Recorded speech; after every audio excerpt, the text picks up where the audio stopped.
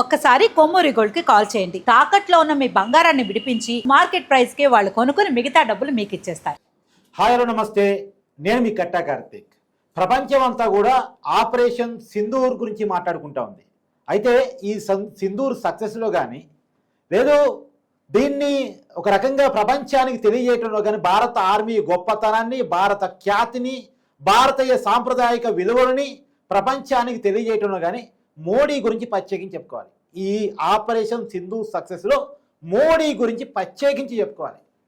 ఆపరేషన్ని మోడీ ఎలా సక్సెస్ చేశారు, అసలు ఎలా ప్లాన్ చేశారు, ఆయన పన్నిన స్ట్రాటజీ ఏంటి, ఆ స్ట్రాటజీ ముందు ప్రపంచం మొత్తం నేర్చుకోవాల్సిన పాఠాలేంటి, ఈ విషయాలన్నీ కూడా చర్చించుకునే ప్రయత్నం చేద్దాం. నా ముందున్నారు డైనమిక్ జర్నలిస్ట్, నంది అవార్డు గ్రహీత, కిరణ్ టీవీ ఓనర్ కిరణ్ గారు. సార్ నమస్కారం. నమస్తే అండి. నమస్తే. బాగున్నారా? భారత మాతాకి జై. భారత్ మాతాకి జై. సార్, ఆపరేషన్ సింధూర్ దీని గురించి ఇవాళ దేశం కాదు ప్రపంచం అంతా చర్చించుకుంటా ఉంది. ఇన్నాళ్ళు మనం రష్యా బలగాల ఘనత, అమెరికా బలగాల ఘనత, బ్రిటన్ బలగాల ఘనత గురించి పుస్తకాలు చదువుకుంటూ ఉండేవాళ్ళం. ఇవాళ భారత బలగాల ఘనత గురించి ప్రపంచం మొత్తం చదువుకోవాల్సిన ప్రత్యేకమైన పరిస్థితి క్రియేట్ చేసి పెట్టాం మనం. అయితే ఈ ఆపరేషన్ సింధూర్లో మోడీ గారి ఖ్యాతి, మన ప్రధానమంత్రి మోడీ గారి ఖ్యాతి, ఎందుకంటే కాశ్మీర్లో ఉగ్రవాదులు దాడి చేసినప్పుడు ప్రత్యేకించే పదాన్ని వాడారు. ఇంతకుముందు ఎప్పుడు లేదు, ఉగ్రవాద దాడి చేసినప్పుడు మోడీకా బోలో అన్నారు. మోడీ గారికి వాళ్ళు ఏం చెప్పన్నారు, మన బాధితులు ఏం చెప్పారు, మోడీ గారికి ఏమర్థమైంది, ఏం చేశారంటే ఏం చెప్తారు? ఓకే, ఇక్కడ ఇది గతంలో జరిగిన దాడులకు దీనికి పోలిస్తే ఇది 10 తీవ్రమైంది ఇది. సో ఇక్కడ వాళ్ళు మోదీకో బోలో అంటే మోదీ స్పెషల్ ఏముంటుంది, ఒక అందరు ప్రధానిలాగే చేశారా, మోదీ ఏమన్నా డిఫరెంట్గా భిన్నంగా అప్రోచ్ అయ్యారా అంటే పాయింట్ 1, ఓవరాల్గా దాడి జరిగిన తర్వాత కూడా ఇవాల్టికి పాకిస్తాను తాను బాధిత దేశంగా చెప్పుకోలేకపోతా ఉంది. అవును, అంత పకడ్బందీగా దాడి చేశారు. ఎందుకు దాడి చేశాం, ఎలా దాడి చేశాం, ఏ పరిస్థితుల్లో దాడి చేయాల్సి వచ్చింది, పాకిస్తాన్లోకి వెళ్ళి వాళ్ళ ఇంటికి వెళ్ళి వాళ్ళని కొట్టొచ్చిన తర్వాత కూడా ప్రపంచం మనల్నే సమర్థిస్తోంది. అవును, ఇది మోదీ గారి డిప్లొమసీ. ఆయన విదేశీ వ్యవహారాలు మనం ఎప్పుడు అనుకుంటుంటాం, మోదీ గారు ఆ దేశంకి వెళ్ళారు, ఎంతసేపటికి టూరిస్ట్లా ఉన్నారు, ప్రధాన టూరిస్టా అంటారు కదా. అలాంటి విమర్శలు ఎందుకు, దానికి సమాధానం ఏంటంటే వాళ్ళ ప్రపంచ దేశాలన్నీ కూడా మోదీనే బలపరుస్తూ ఉన్నాయి. అవును, పరోక్షంగా కొన్ని, ప్రత్యక్షంగా కొన్ని బలపరుస్తున్నాయి. ఇది ప్రధానమైన నెంబర్ 1. నెంబర్ 2, గతంలో కూడా చేశాం కదా బాలాకోటు, మరి వాటన్నిటికీ లేని ఈసారి ఆపరేషన్ సింధూర్ అని పేరు పెట్టారు. అవును, ఆ పేరు పెట్టడంలో మోదీ గారి పాత్రనే ఉన్నది. ఆ పేరు సూచించింది కూడా మోదీ గారే అని చెప్తున్నారు అనమాట. సైనిక బలగాలు చెప్పి మోదీ గారే ప్రపోజ్ చేశారు ఈ పేరు అని. ఎందుకు ప్రపోజ్ చేశారు మోదీ గారు? సింధూర్ అంటే తిలకం. భారతీయ సంస్కృతి సంప్రదాయాల్లో ఎన్నో, ఈ మతాలు పుట్టక ముందు నుంచి సనాతన ధర్మంలో కుంకుమకి, ఈ తల మీద పెట్టుకునే తిలకానికి ఉండే విలువ చాలా గొప్పది. అవును, భర్త క్షేమాన్ని, భర్త మీద ఉన్న ప్రేమను తెలియచేసేదే సింధూర్. సో వాళ్ళు ఏమన్నారు, ఆ సింధూర్ని చెరిపేస్తూ మోదీకి చెప్పండి అన్నారు. అవును, మోదీ ఏం చేశాడు, అదే సింధూర్ పేరుతో ఆపరేషన్ సింధూర్ అని పెట్టి వాళ్లకు రక్త తిలకం దిద్దారు. That is Modi. అవును, సో ఆ మోదీ గారు ఆ పేరు పెట్టడం 2వ పాయింట్. 3వ పాయింట్, ఎవరితో చేయించాడు ఇదంతా? సోఫియా ఖురేషి అనే ఒక ముస్లిం మహిళ కల్నల్, ఆవిడతో చేయించారు ఈ ఆపరేషన్ అంతా కూడా. అలాగే జుబేర్ అని ఒక వ్యక్తి ఈ పిఐబి ప్రెస్ ఇన్ఫర్మేషన్ బ్యూరోలో ఉంటూ అతను ఫ్యాక్ట్ చెక్ అనే బాధ్యతను అతను తీసుకున్నాడు. ఎక్కడైతే పాకిస్తాను తప్పుడు ప్రచారం చేస్తుందో దాన్ని అక్కడికక్కడ ఫ్యాక్ట్ చెక్ ద్వారా మీరు చేస్తుంది తప్పు అని చెప్పించాడు. ఇంకొకటి కీలకమైన అంశం, అసదుద్దీన్ ఓవైసీని మనం ఎప్పుడైనా ఊహించగలం ఇలాగా? భారతీయ జెండాను తలపాగా కట్టుకొని చుట్టూతా జెండాలతో పెట్టుకొని భారత్ మాతాకి జై అని దిక్కులు పిక్కటిల్లేలా అరుస్తున్నాడు. అలా మాట్లాడకపోతే, అలా ఉండకపోతే తరిమేసే పరిస్థితిని క్రియేట్ చేసిన తర్వాత ఎందుకు అంటే ఇవాళ పాకిస్తాన్ ఆశించింది వేరు. అవును, పాకిస్తాన్ ఏం ఆశించింది? ఇవాళ పాకిస్తాన్ స్ట్రాటజీ ఏంటంటే హిందువా కాదా అని అడిగి కాల్ చేస్తే మనోభావాలు దెబ్బతింటాయి, హిందూ ఎమోషన్ ముస్లిం ఫీల్ కొట్టుకుంటారు. అవుతాము, అవును ముస్లింల మీద ద్వేషం వస్తుంది, ఒకళ్ళకొకళ్ళు కొట్టుకుంటాము, అవును రక్తపాతం జరుగుతుంది, అంతర్గత యుద్ధం జరుగుతుంది. మన అంతర్గతాలు చూపించి వాళ్ళ అంతర్గతాలు క్లోజ్ చేసుకోవచ్చు. బయట నుంచి శక్తి లేకపోతే ఇంట్లో మంట అంటిద్దాము అనుకున్నారు. అవును కానీ మోదీ గారు దాన్ని చాలా ప్రభావవంతంగా అవును ఇవాళ అదే ముస్లిం మహిళతోటి అదే ముస్లిం వ్యక్తితోటి చెక్ పెట్టించాడు. అవును అలాగే ఈ అసదుద్దీన్ ఓవైసీని కూడా ఎప్పుడు అనని మాట అసదుద్దీన్ ఓవైసీ అనేంతటి ఒక ప్రెషర్ బిల్డప్ చేశాడు. అవును హిందువులు కూడా ఎక్కడ సంయమనం కోల్పోలా. అవును ఎందుకు కోల్పోలా? కాంగ్రెస్ పార్టీ ఉంటే కోల్పోయేవాళ్ళు. కాంగ్రెస్ పార్టీ కాదు, ఇక్కడ నరేంద్ర మోదీ గారు ఉన్నారు అధికారంలో. భరోసా నరేంద్ర మోదీకో బోలో అంటే ఏదో ఒకటి చేస్తాడు ఆయన అనే భరోసాతో నింపాదిగా నిబ్బరంగా ఉన్నారు. సో పాకిస్తాన్ ఆటలు అక్కడ చెల్లల. పాకిస్తాన్కి తిరిగి సినిమా చూపించాడు అదే ముస్లింలతోటి. నువ్వు ఎవరైతే ముస్లింల మీద మీరు ప్రేమ ప్రదర్శించారో, అరే ఇది హిందూ ముస్లిం మత ఘర్షణ కాదు, ముస్లిమ్స్తోనే నీకు బుద్ధి చెప్పిస్తానని చెప్పించి ముస్లిం అయినా, హిందూ అయినా, సిక్ అయినా, క్రిస్టియన్ అయినా, పార్సీ అయినా, ఎవరైనా కానీ అందరం భారతీయులేమైనా మెసేజ్ని ప్రపంచ దేశాలకి ఇప్పించాడు. అవును మన ఐక్యతను చూపారు. అదేవిధంగా అతడు సినిమా చూసారుగా మీరు. అతడు సినిమాలో తనికెల భరణి డైలాగ్ ఒకటి ఉంది, ఏం కొట్టాడరా వీడు, అంటు కట్టినట్టు కొలతేసినట్టు కొలిచి కొలిచి కొట్టాడు రాయుడు అంటాడే. అట్లా భారతదేశం సైన్యం కూడా కరెక్ట్గా కొలతేసి కొట్టింది. 972 కిలోమీటర్ల పాటు అక్కడ ముజఫరాబాద్ తో మొదలు పెడితే ఇక్కడ పంజాబ్ లో ప్రావిన్స్ వరకు పిచ్చ కొట్టుడు కొట్టింది. కరెక్ట్గా ఎక్కడ పడాలో అక్కడ మిసైల్ పడింది. అవును ఎవరిని కొట్టాలో వాడినే కొట్టింది. ప్రపంచ దేశాలు మళ్ళీ మనకి ఎందుకు ఇవాళ మద్దతు ఇస్తున్నాయంటే ఎక్కడ సైనికుల మీద, సైనిక స్థావరాల మీద దాడులు లేవు. దారి తప్పలేదు, గురి తప్పలేదు. సివిల్ ఏరియాల్లో దాడి లేదు. అవును ఎక్కడైతే ఎవరైతే దుర్మార్గులు ఉన్నారో వాళ్ళ మీద. ఇవాళ అస్గర్ అనేవాడు చనిపోయాడని తాజాగా చెప్తున్నారు.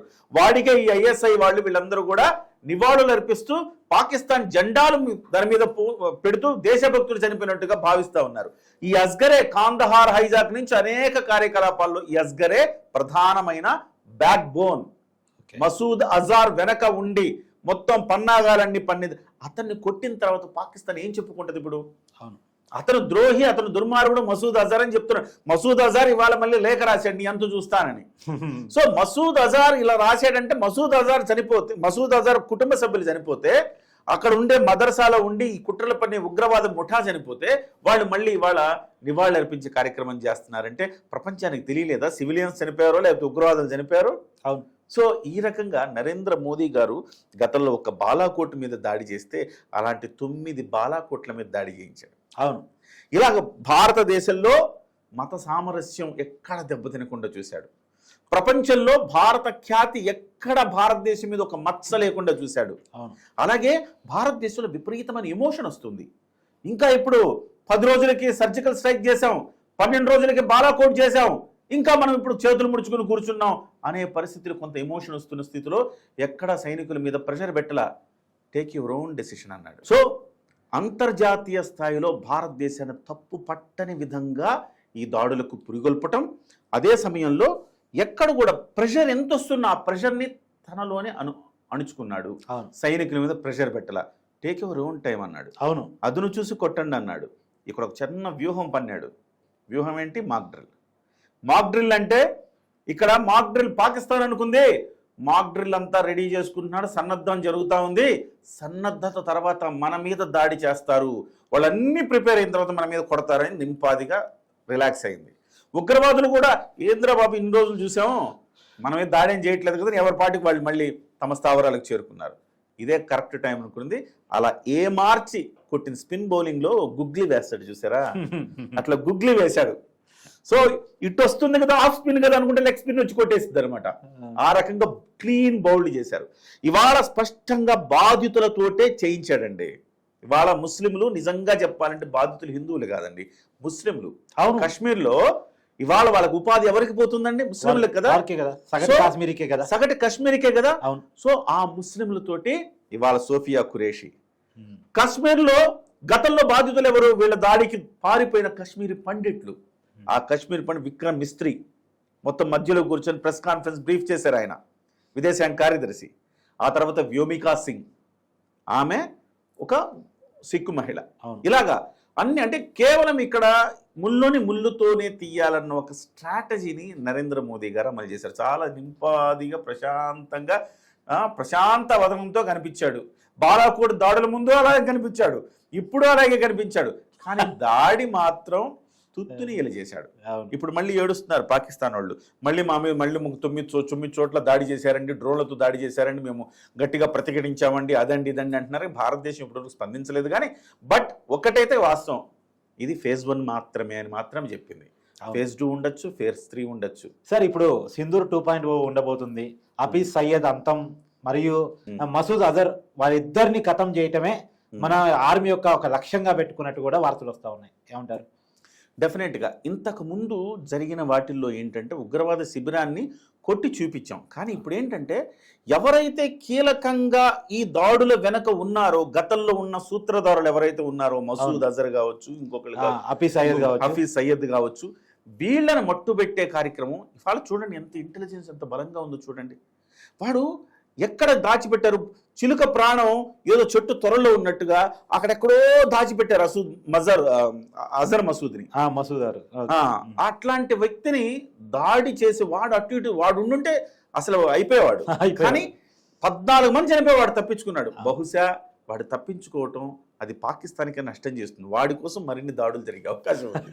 సో ఈసారి కొడితే అట్లా ఇట్లా ఉండదు. డెఫినెట్గా ఇప్పటికే భారతదేశానికి సంబంధించి ఐక్యరాజ్య సమితిలో కూడా భారతదేశాన్ని ఎవరు తప్పు పట్టలేదు.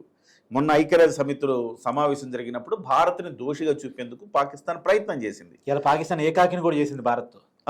పాకిస్తాన్ ప్రయత్నం చేస్తే ఐక్యరాజ్య సమితిలో సభ్య దేశాలన్నీ పాకిస్తాన్ అడిగాయి, సరే ఏంది కథ, మరి మీ ఉగ్రవాదుల స్థావరాలు కొట్టారు కదా, మరి ఉగ్రవాదుల స్థావరాలకు సంబంధించి ఏంటి, ఎందుకు మీరు అట్లా అణుబాంబుల ప్రస్తావన ఎందుకు తెచ్చారు?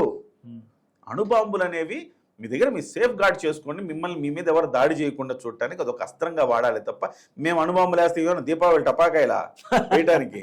అలా అనేసరికి ప్రపంచం మొత్తం కూడా దాన్ని ఉగ్రదేశంగా, దేశాన్నే ఉగ్రదేశంగా చూసే పరిస్థితి కనిపించాయి. అంటే వాళ్ళ గొయ్యి వాళ్ళే తోకరు. ఎక్కడ భారతదేశంలో ఏ మంత్రి కానీ ఏ ప్రధానమంత్రి కానీ ఉగ్రవాదులను ఎక్కడున్నా వెతికి చంపుతామని చెప్పారే తప్ప పాకిస్తాన్ మీద దాడి చేస్తామని, యుద్ధం చేస్తామని ఎక్కడ చెప్పరా. సో అద్భుతమైన స్ట్రాటజీ ఏంటంటే మోదీది మరోది ఉక్కిరి బిక్కిరి చేయటం. వాటర్ వార్ స్టార్ట్ అయిపోయింది. ఏమి ఒక్క రక్తపు చుక్క చెందదు.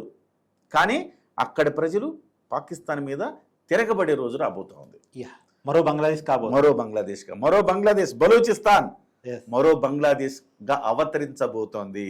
ఇవన్నీ జరగబోతున్నాయి రానున్న రోజుల్లో. పాకిస్తాన్ ఎంత త్వరగా రాజీ చేసుకుంటే అంత మంచిది. నిన్న దాడి జరగగానే ఏమన్నారు, దాడి జరిగిన తర్వాత ఎవడైనా మేము రాజీకి కూడా సిద్ధంగా ఉన్నాం ఎవడని అంటాడా? రాజీకి సిద్ధంగా ఉన్నాం అంటున్నాడు పాకిస్తాన్ వాడు. ఏమని? సో ఎవరైనా వాళ్ళు కామ్గా ఉంటే మేము కూడా కామ్గా ఉంటాం. ఇంకా అంటే అరే ఆల్రెడీ దాడి చేశారు కదరా మీ మీద, మీరు ప్రతీకార దాడి మా మీద దాడి చేశారండి అని చెప్పుకోవాల్సింది పోయి వాళ్ళు కామ్గా ఉంటే మేము కూడా రాజీ కోసం మేము రెడీగా ఉన్నాం అంటున్నారు. అంటే వాళ్ళకి అర్థమైపోలేదు అక్కడ. సో వాడు అణుబాంబు లాంటి మాటలు మాట్లాడితేనే ప్రపంచ దేశాలు కుమ్మేస్తున్నాయి. మరి అటువంటప్పుడు నిజంగా ఏదైనా తప్పుడు పని చేస్తే ప్రపంచ పటంలో పాకిస్తాన్ ఉండదు.